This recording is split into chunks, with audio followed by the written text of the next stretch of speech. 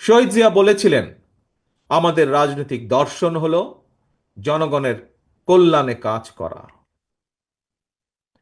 প্রিয় ভাই বোনেরা, জনগণের রায় বিএনপি অনেকবার রাষ্ট্র পরিচালনার দায়িত্ব পালনের সুযোগ পেয়েছে।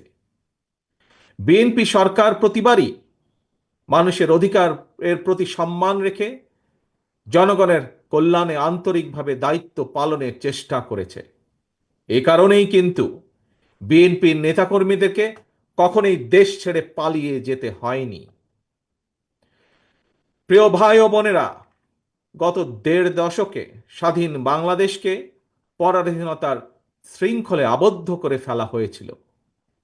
দুর্নীতি, দুঃশাসন চালিয়ে পলাতক স্বৈরাচার জনগণের স্বাধীনভাবে বাঁচার অধিকার, ভোটের অধিকারকে কেড়ে নিয়েছিল, জনগণকে করেছিল ক্ষমতাহীন।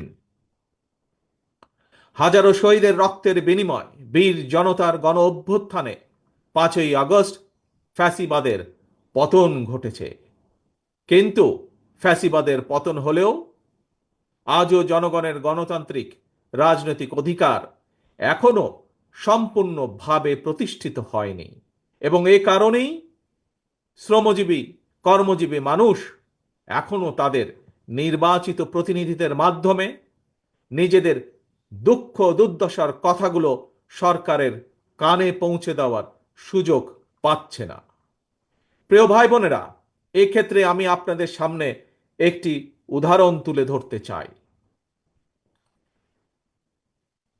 আপনাদের নিশ্চয়ই সকলের কম বেশি জানা আছে, এবছর আলু চাষের সঙ্গে যারা জড়িত ছিলেন আপনারা সকলেই কম বেশি জানেন, দেশে কিন্তু এবছর বার্ষিক চাহিদার চেয়েও বেশি আলু উৎপাদিত হয়েছে।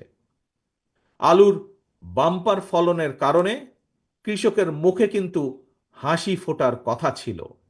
অথচ আলু উৎপাদন করে কৃষক ভাইরা এখন বিপাকে পড়েছে।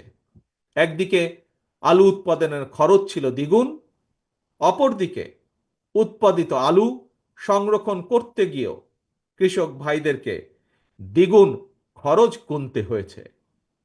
শিল্প কারখানা, গার্মেন্ট সহ প্রতিটি সেক্টরেই শ্রমজীবী কর্মজীবী মানুষদেরকে এই ধরনের বহুবিধ সমস্যা মোকাবেলা করতে হচ্ছে।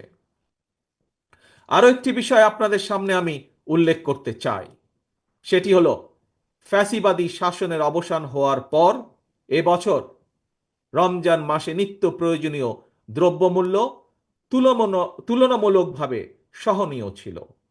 এজন্য আমরা আমাদের দল এবং জনগণের পক্ষ থেকে অন্তর্বর্তীকালীন সরকারকে ধন্যবাদ জানাই। কিন্তু প্রিয় ভাই বোনেরা, রমজান শেষ হওয়ার সাথে সাথেই পুনরায় চাল তেলের দাম বাড়িয়ে দেওয়া হয়েছে। চাল তেলের দাম বেড়েছে, কিন্তু মানুষের আয় রোজগার কিন্তু বাড়েনি। তাহলে জনগণ এখন তাদের এমন ভোগান্তির কথা কার কাছে, কোথায়, কিভাবে বলবে?